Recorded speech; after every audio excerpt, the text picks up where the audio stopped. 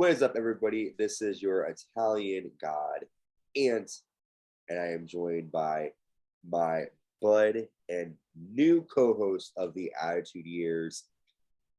My buddy, introduce yourself to these people. My name's Josh.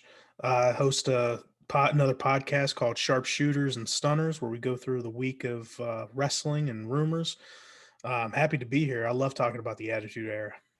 Yes, Sharpshooters and Stunners will definitely put that link in the description below, so check that out. And it will also be on our streaming platforms as well, like Spotify, Anchor, Apple Podcasts, Amazon Music, and wherever podcasts are available. Everywhere. Kind of like his. Yeah, we're available everywhere. Apple, Spotify. I mean, everywhere, wherever you can find. Because I tried to whore out our dude, our there's podcast. Like, dude, really, it's everywhere. The most random like third world country podcast that's like people are listening to like somewhere. Yeah, I feel you. Burberry, Podcorn, every fucking thing. Yeah. So check us out. Check him out. Well, this direction. I don't know. Yeah, there you go. Check him out. So yes, we are covering the Attitude Era. WWE Raw is War, February 16th, 1998. This is weird. So I got to ask you this. So this is from Saturday night, right? But No Way Out of Texas was the night before. Mm-hmm. So they had that pay-per-view on a Friday. Yeah. Now, was this something that they did every week, or was this not every week? Was this every pay-per-view, or was it just special to No Way Out? So I think it was special No Way Out. I'd have to look to see what was going on USA, but in that era on USA, Raw got pushed a lot for a bunch of different things, like the Westminster Dog Show. I think there was something else that they would put on there that would push Raw, but they might have done something special for Raw that night. Maybe they had like a 2-night agreement in the area. But the Saturday night in Texas, I think, was just like a glorified live show. Yeah. I agree. Well, let's talk about this because if you look at the card that we're looking at now, it's not really stacked, to be honest. The first match of the episode are the Legion of Doom taking on the Quebecers, and there's not a lot of notes here. Hawk ends up dropping Jack down, and Jack nails a drop kick. Hawk then nails a neck breaker, and Pierre nails a shoulder tackle. And Pierre's a big fucking dude. Yeah, he is. With that. And I actually found out that he's PCO. It's PCO. I did not know that. Yeah. And when I said, no way, when I found it out. He was so young back here. Like, oh my God. I think he was like 24. Holy shit. He looks like a completely different person. So back to the match. Animal nails a power slam. And Pierre nails a cannonball to the outside of the ring, which is really cool to see. The New Age Outlaws come out to the stage, and they bring a dumpster on the stage, and they wheel it down to the ring. And then the Outlaws end up sending Hawk. They toss him into the dumpster, and they put him on top of it. Well, they put him actually in the dumpster. And then the New Age Outlaws actually sit on the dumpster. Animal nails a double clothesline, and he chases the Outlaws to the backstage. Hawk gets out of the dumpster, and the LOD continue to chase the Outlaws. So this match was kind of just for no reason, just to set up the Outlaws, putting LOD in the dumpsters to kind of make fun of Cactus Jack and Chainsaw Charlie. What are your thoughts on this match? And for you, you were 11 at the time, right? Yeah. So what did you think of the Outlaws and LOD at the time? Dude, I was really into the Outlaws. I love the whole dumpster angle. I mean, there is nothing more heelish than acting like a bully, especially that. Like, it's like high school bully. Like, it's not like real life bully, but like that's something that you would see in like high school cafeteria. Somebody throwing you in a dumpster and then sitting on the lid so you can get out. But you could tell though, this is like the tale of two eras, where you have the Quebecers who a few years earlier were dressed up in Mountie uniforms.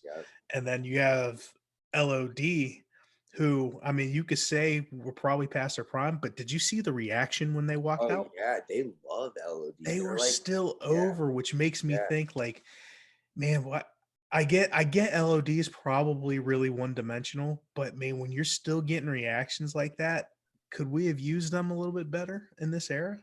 Oh, I think so. Because if you like, even when they were in the like 80s, when they were just like the black pants and the like, just even when they were like sort of, I want to say like Mad Max, but kind of like that sort of like style almost. Like they even back then they were bad. And I do remember like DX and the Outlaws making fun of them, saying that the best tag team in the world, and they were, like you said at the time, probably considered the best tag team in the world at the time. But yeah, I do agree with you. They kind of just like throughout this year, well, I'll just say from where we're at now, it's kind of like they're kind of being like a laughing stock a little bit, it seems like.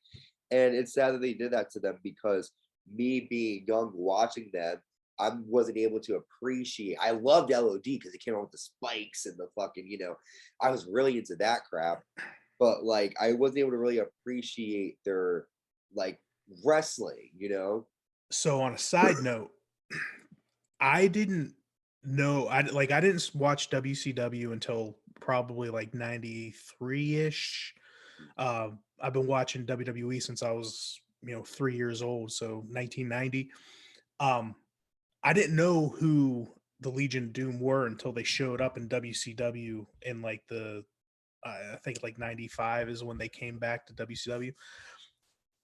My uncle at a yard sale found a VHS tape of that the AWA would sell, and one of those tapes was the Road Warriors.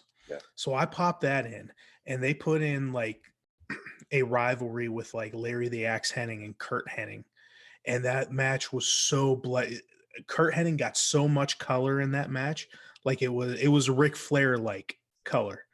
Crazy. And that's when I was like, man, the LOD was something else. And that was the great thing about the network and stuff, is being able to go back and watch the early uh Jim Crockett stuff with LOD and all that. So I'm gonna have to yeah, check it out now that you said that. Do you think it's still on Peak? You think it's on Peacock now? probably Probably not that. I not. don't know how much AWA stuff they got on that. Fuck you, Peacock. But yeah, Legion of Doom, I think could have been utilized a lot differently than what they were. Yeah, yeah. I like them though. I'm still a big fan. And Quebecers are cool. And I do remember like when they were fighting like Bret Hart and Owen Hart, and then when they, met on a mission, WrestleMania, Yeah. we're the Mounties or whatever. Okay. So then we find out that DX and Chyna could be suing Stone Cold Steve Austin for emotional duress after Stone Cold delivered a stunner on Chyna last night at No Way Out, Texas. Which, good. She fucking got in his face. What else are you going to do if you're Stone Cold? You're not going to just say, okay, you're going to hit her with a stunner. Or you might offer her a beer. And go ahead. That was one of those things that I've read that Triple H was really hesitant on allowing happen Really? to Chyna to let anybody for one put their hands on her, but Yeah. like to do something like that where Steve gave her the stunner, it was something that he was really hesitant with. Do we think that like I know like China is very I love Chyna. Wonderful person. That documentary on her that Vice did, like beautiful. And I'm a big Triple H fan, but it made me look at him a little bit differently. But what did he see in her back then? Like, I mean, I'm not trying to be mean, but like she was very like Masculine. Yeah, and the thing is, like, he kind of, I think that's his type. He loves like Rhea Ripley. He's a big Rhea Ripley fan. You know what I'm saying? Like, I don't know. It might have been, if they had a lot in common, I just but thought he was a bodybuilder before he got into wrestling. Oh, so they probably did. You're right. Duh. So they probably had all that working out shit in common. Yeah. See, I thought I thought like she like as a person, human, she's attractive. Like her the way she talks, I don't know, it's weird because she sounds weird, but like when she was speaking Spanish tonight, I was like, ooh, China, hello.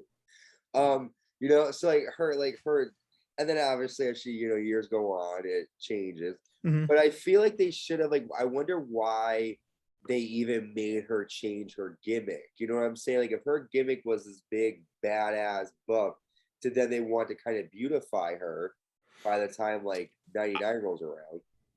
I think that she took a lot of that upon herself. Oh, really? Yeah.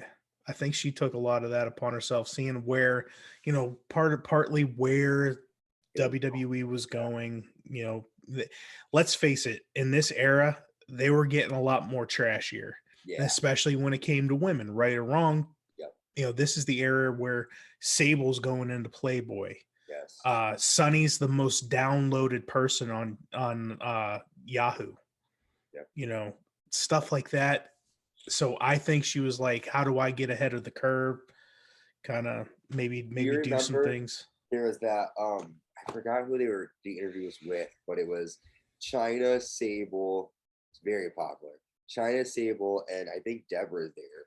And they're talking about wrestling, and Chyna's just like, I don't need to fight the women, like Yeah. And then Sable was like, well, you never fought me. Sable, she would beat the living. Yeah, I do remember that, and I remember I think it was on an episode we were talking about Bruce Pritchard. Bruce Pritchard was talking about it, and he said that Chyna probably didn't. They both worked themselves into a shoot in that interview. Yeah, they probably didn't. They probably thought that they were like, yeah. Because it did seem, because I think Chyna was probably just trying to building her character up, and I think Sable thought that Joni was saying that she couldn't fight. Yeah. Reno was not happy, man. No, not at all. Reno was not. Now Brock is still with her, right? Yeah. Yep. So why do we ever see her, man? I know she sued WWE and everything. I just want to see her. Well, she came back after she sued WWE. No, I know, but like, so why can't we see her anymore? I don't think she wants to be on TV anymore. Do you think she's like not like? No, she still looks pretty good. She just doesn't want to be. I don't think she wants to be in the spotlight. Last, I want to see a recent thing. Last time I saw her, I mean, this is a few years back. This is a lot of years now, but right when Brock lost, that when Taker was in the audience. Oh yeah, that was okay. So that was what, like 8 years ago now, something like that. Why she doesn't want to be seen? I don't know. It's all her choice. She doesn't want to be on TV anymore. Well, she's happy living up there in Saskatchewan or wherever their house is in the woods and the snowy tundra. Any inkling to come back at all? Yeah, I agree. I don't think she has any inkling either to come back. So that was a really fun. We're uncensored here, and we just had like a little error, but it's cool. We're keeping it cool here. Yeah. So Sable, hope to see you soon. Next, we have the world's most dangerous man, Ken Shamrock, taking on Sniper with the Jackal and Recon. And the Jackal joins commentary for this match. Sniper clotheslines Ken Shamrock to the outside as Recon attacks him outside of the ring. Shamrock then applies the ankle lock and Sniper taps out quick.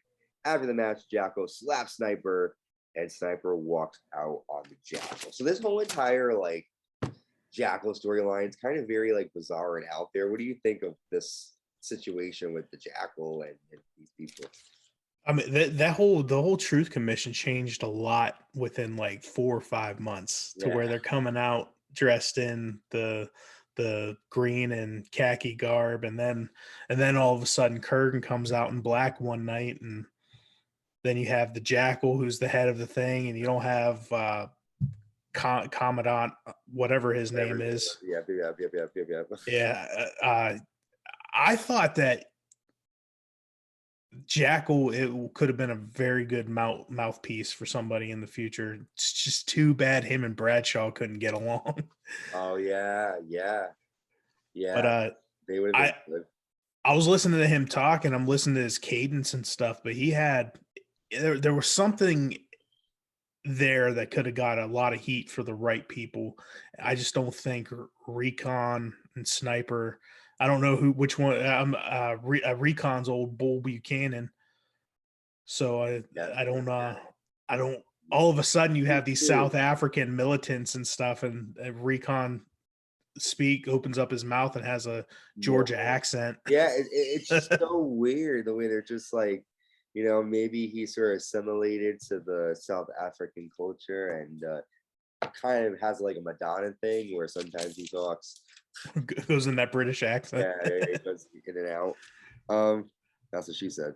Okay, so next we have Jerry the King Lawler in the ring, and he has Sable and Marvelous Marc Maro come down to the ring.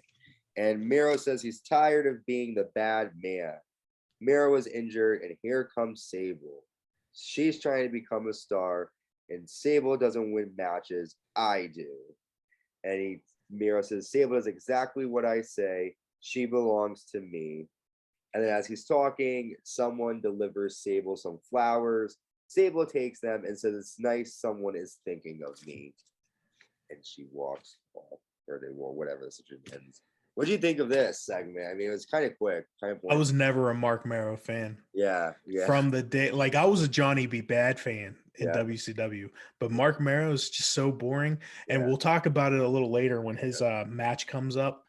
But you can definitely tell who's over in that relationship. Yeah. And Maro doesn't even have heat. Yeah. It's a situation, man, burning soon. So then we see Jim Cornette backstage, and he says NWA is going to show us what we like, which I don't know what he means by that, but so we have the NWA Tag Team Champions of Rock and Roll Express taking on the Headbangers, and I didn't take a lot of notes for this match. The Rock and Roll Express win by disqualification after the Headbangers toss them outside, and I guess it's in NWA rules, disqualification to throw someone over the top rope, I guess. What do you think of this? I mean, the NWA fizzles out pretty shortly, but what do you think of this thing here? I think WWE did a very poor job in explaining how the rules varied between WWE rules and NWA rules. Like, it's a disqualification, but we don't know that it's a disqualification until the disqualification actually happened, So I love the fact that the Rock and Roll Express is coming out to the old Rockers theme. Oh, yes. Now, did they have it? Now, I have a question for you. This is something that me and Infamous CP have been asking, and this doesn't have to do with. Remind me later. Please remind me to ask you this question later, because it doesn't have to do anything right now. But please, remind the main event match. Tell me to ask you. All right. Was it really the Rockers theme song back then when it was on too? Yes. Okay, cool. Okay. Yep. So it was. All right. Yeah, that's funny. Yeah, I noticed that. The Rockers are pretty much a copy of the Rock and Roll Express, so it's funny that they pretty much just But also at that time, like it's a new era. Yeah. They're doing they took it a step farther. I don't think we got enough time with the WWE and tag teams. WWE doesn't like tag teams, especially once you got into the 90s, which is one of the reasons why they felt like it was time to break them up. But the Rockers were more faster pace, and probably more flash than substance. Where the Rock and Roll Express was more about the in-ring work and bell to bell and all that. But man, the reaction from the crowd when the Rock and Roll Express came out, and that's Dallas. That is a place that they were big in, and they got no reaction when they came out. Really? Yeah, but I think it's because they're. I don't know why that happens. Probably because they're just sort of like forgotten about that. I mean, for me, I knew who they were, but I always in my mind, because probably why I think that way, because I grew up with knowing the Rockers before knowing the Rock and Roll Express. Yeah. So my thought is, ooh, they are, but yeah, I never really was a big Rock and Roll Express guy. I didn't really see much of their stuff. I've only seen their stuff in this era. So Plus, it's like they're the one tag team that never really went to WWE in their prime. Yeah. You know, where you had the Road Warriors Yeah. and the Legion Doom show up. They were in there in what 92, Yeah. 91, 92. Yeah. So they've been there and they've had experience with the WWE crowd. And let's face it, in that era, there definitely were two different crowds. Like you had a selection that watched both WCW and WWE or NWA or whatever it had been for 10 years. But for the most part, still in that era, you had people that were diehard WWE or diehard WCW NWA, and they didn't really cross.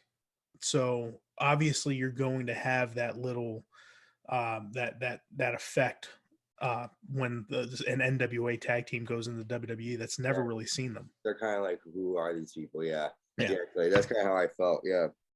Well, these people know who this guy is. Stone Cold Steve Austin has an interview with Jim Ross, and Stone Cold says, "You don't mess with Stone Cold Steve Austin." Shawn Michaels, I know you're at home getting ready for Stone Cold. You're gonna get an ass whooping. And Tyson, if you want to get involved, I'll knock that gold tooth out of your mouth because Stone Cold said so. So they're building up for WrestleMania. Were you like a Tyson like did you know much about Mike Tyson, or was it I just did like, because I watched the Holyfield fight okay, where he bit his ear off live, and I didn't know what the hell was happening. okay. But yeah, I knew what I didn't know the significance at the time. Yeah. Looking back now and looking back at it, Mike Tyson was probably top 5 most popular professional athletes in the United States. So That was a big ass deal. it makes a lot of sense, especially when you hear about, there were rumors of Vince wanting to become his promoter permanently and stuff like that. So yeah, it got so many eyeballs, and I've heard people like Eric Bischoff say numerous times once he saw Mike Tyson show up on Raw one night, he was like, shit's starting to get real. Yeah, I mean, I knew of Mike Tyson when I was little too, kind of same reason with them with the whole the ear situation. But yeah, I feel like my opinion is, and this is just my opinion, I feel like the celebrities back then were more. I mean, it's a different world we live in now, but we're more celebrities. Like you're bringing in Mike Tyson, right? You bring in Logan Paul for WrestleMania, which I understand. There used to be a mystique about the celebrities, and Yeah, now with celebrities, now you have them, they're all over social media everywhere. and you know a little too much about them that you're not, when you see them show up on a show, you're like, oh, that's cool. But when Mike Tyson showed up, it's like, holy shit, Mike Tyson. Mike Tyson, what's he gonna do here? Yeah, exactly. Cool. Yeah, I miss those days, man. The crowd is eating up everything Stone Cold says in this promo. Yeah, well, what I miss, what I do miss, I miss like not being spoiled by stuff. That's my biggest. I hate spoilers, and I can't, like, I'm not someone who, like, if I know what happens, like who wins, I won't watch the match because it's pointless to me. Yeah, and that happens to me all the time lately. It's because of all like the Facebook groups and all that stuff. But like, it's necessary evil. But like, man, I get spoiled. Like, and it's like the next day. It's like, give us a couple of days, like, then talk about it. God, but I get it. Yeah, the fans love Stone Cold though. I'm a big Stone Cold fan too. My brother and dad were actually seen in the crowd on the January 5th episode when they were at New Haven Coliseum, and yeah, Stone Cold like passed by them. There's a fun, cool Stone Cold story. My brother met Stone Cold like back in this time, and he was getting ready to leave, and the person there who was like in charge of like the signing was like, no, you can't. And Stone Cold's like, wait a damn minute, and he like signed it for my brother, and like, yeah, so he was very cool. You know who was really cool on a random side note? Henry Godwin. I heard that. I talked to him on Instagram, and he is very like chill and like very cool, very easygoing and chill. You know who's pretty cool that you would probably think might be a little bit of a dick in real life? Shane Douglas. Oh, I bet he's cool. He's he was working out at a gym that I went to, and this was Yeah. like 4 o'clock in the morning. So he Yeah. has the same idea that I have. Just Yeah. go there when the gym's empty. Yeah. And he was running on the treadmill, and I walked past him. I was like, "Hey, I don't want to bother you. I just wanted to say I watched you wrestle growing up and stuff like that." And he got off the treadmill and talked to me for like a half an hour. Oh, that was nice. That was nice. That was cool. Yeah, people are cool. Like sometimes they're cool, but sometimes you get some people. I heard. You want to hear who I heard wasn't that friendly? Mick Foley. I've heard he has his moments. My friend told me he met him, and he said he didn't even look at him. He just signed the autograph, didn't say nothing, and I'm like, wow. I'm like, that's surprising to me to hear about Mick. I've heard he's one of those guys. It depends on where you catch him. Like if he's out with, I think it was a out signing that they were okay, at. Yeah. that's surprising me though. Yeah. He must have been getting jilted on the I think payoff. he was hot or something. I think he like they said. I think it was like I have to find out more details on exactly where it was, but I feel like it was like somewhere outside. He was probably like tired. Was it before or after he had the hip replacement? Well, that's the after probably. Yeah, this is more recent. This okay. is probably like a couple years ago. Yeah. I thought he was gonna be friendly. I don't know. But anyways, he probably is. Everyone has their moments. But all right. So next we have our NWA North American title, the match, the NWA North American champion Jeff Jarrett with Jim Cornette and the Rock and Roll Express defending against. Oh no, actually, I'm sorry. The European title's on the line. I get so confused with these titles. The European champion Owen Hart is defending against the NWA North American champion Jeff Jarrett with Jim Cornette and the Rock and Roll Express. Take two. So the match starts and Owen nails a cross body and he chases Jim Cornette around the ring, but Jeff Jarrett lands a DDT and gets a 2 count. Owen Hart nails a missile drop kick and it ends a guri. Owen then applies a sharpshooter, but then Jim Cornette tries to hit a racket, but Owen puts him in a sharpshooter, and then Jeff Jarrett ends up nailing Owen Hart with a tennis racket, leading to a DQ win for Owen Hart. Poor Owen keeps getting beat up, man. What do we think here of this match and of Owen Hart during this time? Because this is sort of like his, like, you know, the soul Hart, the soul survivor sort of right now, right? It was really interesting. Because I really don't think without the Hart Foundation they knew really what to do with Owen. Yep. They're putting him with a lot of guys to get him over, and it's pretty much that way for the next year, almost a year. Because the later on in '98, that's when they put him with Jeff. In a tag team. So really, it's a really strange time for Owen because we're only 4 months past the Montreal screw job. So I'm sure it's still a weird environment for him to be in. Yeah, totally. And he probably did feel like the sole person there, but he was still putting on hell of matches and stuff. I mean, this was a good match. But yeah, just sort of a way to put Owen Hart on TV. I feel like, you know, really nothing came of it. We then get our Bloody Roar Slam of the Week. What was it? The DX at the pay-per-view. I mean, I don't really know what's really happening there. It's just like a little for that. We then see Michael P.S. Hayes, Doc Hendricks, you know, as his ring announcer name. He comes down to the ring, and they're pretty much promoting him because they're in Texas, right? And that's where he's, you know, popular. It's a free bird area, free bird country. Kane and Paul Bearer come down, and they actually take out. Kane takes out Doc Hendricks. He nails a choke slam, and he tombstones Michael P.S. Hayes. Goodbye, P.S. Hayes. Kane just trying to show his dominance. He just beat Vader the night before. So, really, that was it. Nothing really, I mean, we can talk about that if you want. I mean, there's really nothing, you know. Hey, it's a great way to get heat. Yeah, I mean, Michael P.S. Hayes, the top guy from Dallas, getting annihilated in his town. I mean, why not? I love how they played the Bad Street theme for him coming out when it was his WCW days, so it's Bad Street Atlanta, GA. So I'm like, how's that supposed to work in Dallas? Yeah. Oh yeah, because that's funny. That's funny. See, inside stuff that I don't know about. All right, next, Sunny comes down, who is in prison right now, or no, is she in prison? I don't know. I No, don't she's out on Oh, she's out on bond. well, good lord, don't give her license. We have the light heavyweight champion Taka Mishinoku and Aguila taking on Brian Christopher and Pyrita Morgan. And Aguila nails a Hurricane Rana to Pyrita and nails a beautiful corkscrew moonsault. And he nails that outside on both Pyrita and Brian Christopher. Taka Mishinoku nails a spinning heel kick and a moonsault to Aguila, or I'm sorry, to Brian Christopher outside the ring. And Brian Christopher powerbombs Taka Michinoku to the outside, and then Christopher nails a missile dropkick to the back of Taka Michinoku's head. My handwriting is really bad, you guys. Pyrita Morgan misses a flying splash, and Taka nails a Michinoku driver on Pyrita Morgan. And the light heavyweight good guys win.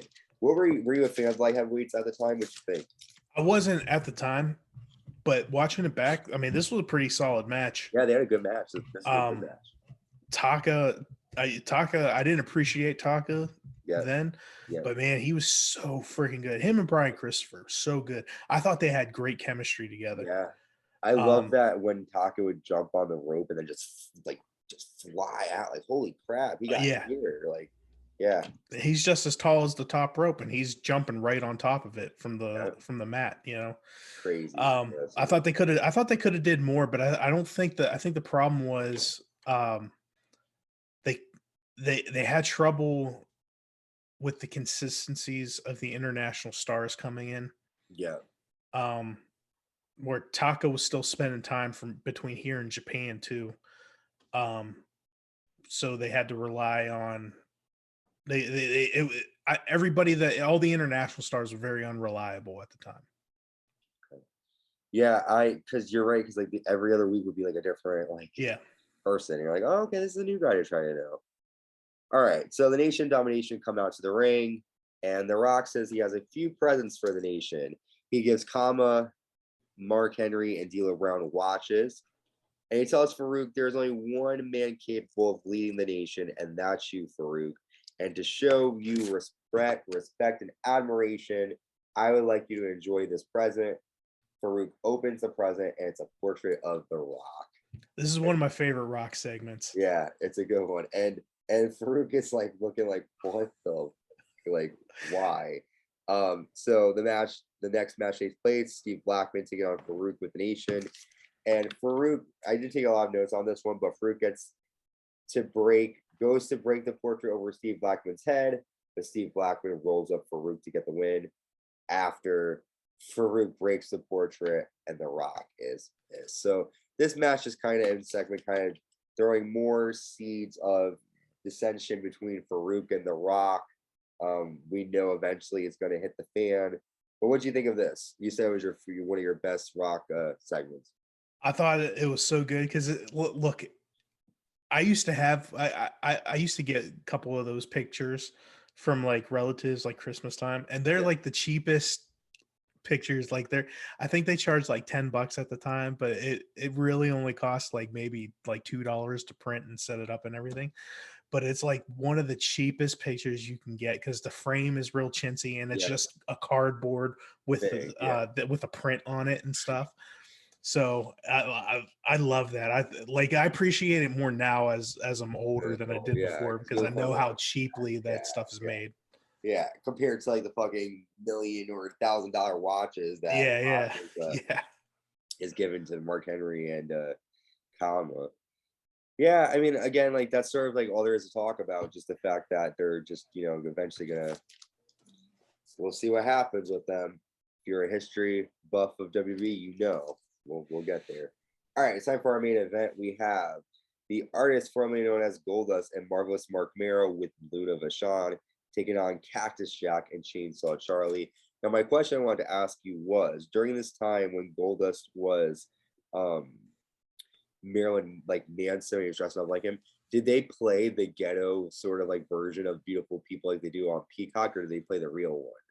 No, they played I'm pretty sure they did their own version where it was Like it was supposed to be like a cross between that and the actual Goldust theme. Yeah. Because that's like what you hear on Peacock. And I was asking we were trying to find out if like if it was really the audio that Peacock just created, or if at the time, I felt like they used it at the time because it was so cheesy, and that's what the whole point was, that it was like I don't remember, I don't recall them ever using like Beautiful People yeah, I don't think they used for anything. yeah, because I think they were just basically the song comes out, it sounds like it, but it's like a Goldust Marilyn Manson. It's just sort of like the guitar riff, whatever. Because I know this was all at the time that Marilyn Manson came out and Yep. wanted to get implants and Oh Lord. put in himself, and then I guess Dustin went to the front office and was like, "Hey, do you want me to get implants? Because I'll do it." And No. like, yeah, and they were like, "No, we don't need you to get implants. Please Oh don't." my God, Dustin, relax, buddy. Chill out. Maybe him and Terry were on some kinky stuff back then. Oh, But this was, if I remember correctly, Sable did not come out with Marc Maro during this match. yep, no, she did not come out. It was just Luna. It was crickets when he Yeah, came out by yeah, himself. yeah, yeah. That's what I was Nobody, talking about earlier, where he had nothing. yeah, Sable's coming out. The only reason they're booing him is because he's getting in the way of Sable. Without Sable, he's not even getting. no one cares about him. Yeah, Yeah. yeah, exactly. So Goldust kisses Chainsaw Charlie, who attacks him. And then Marc Maro nails the DDT to Chainsaw Charlie. Sable walks down to the ring with flowers, and then Luna walks over to Sable, grabs the flowers, and destroys them. And then Cactus Jack hits Goldust with a chair, and Chainsaw Charlie pins Goldust for the win. After the match, Sable and Luna get separated by guards as they brawl. Now, full disclosure, as a kid, I was excited. I was like, "Go Sable, get her, come on, throw on panties, right?" As an adult, I'm kind of like, what was your take at the time when you think about the whole Sable, Luna, Goldust, Miro situation? Does I got it as a person that that has been in a successful relationship for many years now. I never understood, as I'm older, I don't understand why Marc Maro's getting so frustrated, because Sable's probably has the potential to bring in more money than he does. So I'm like, all right, well, hell. But as a kid, it's like, man, Marc Maro was just such a he's using douche. her? Yeah, He's telling her what to do, telling her to take off my robe, get out of the ring. Yeah.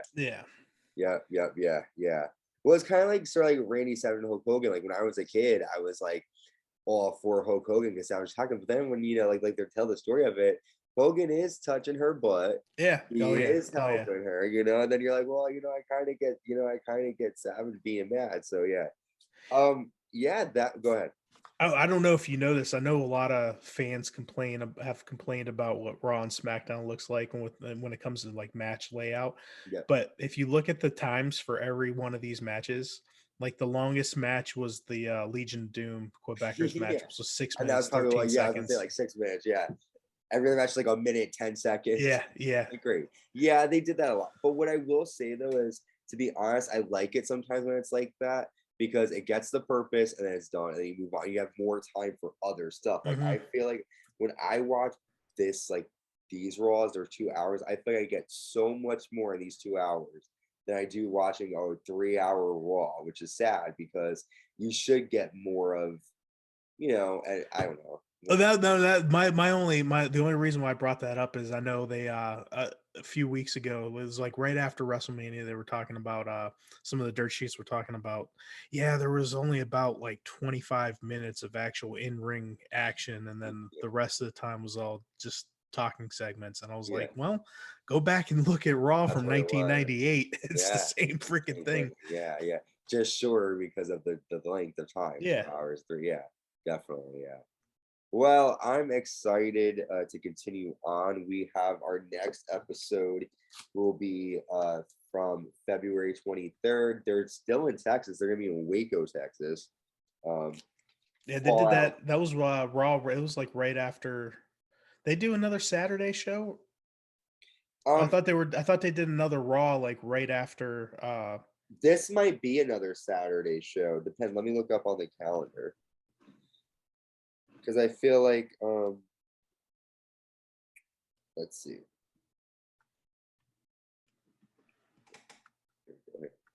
This one said 1 second. February 23rd. Doesn't sound like look at 1998. Scrolling. Okay. It was a.